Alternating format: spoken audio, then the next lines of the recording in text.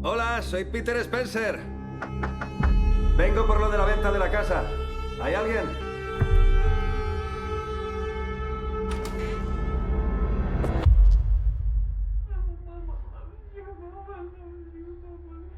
¿Hola?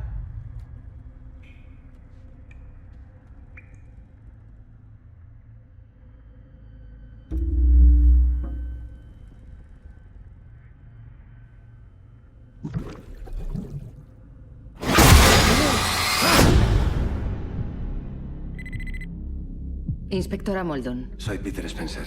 Me ha pasado algo en el 44 de Raymond Drive.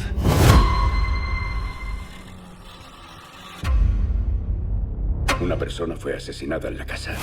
¿Por qué nunca entras allí? Tiene algo que nunca me ha gustado. Parece que tenemos otro. ¿Crees que el cadáver hallado guarda relación? Hola. Entré en la casa. Hola. Departamento de policía.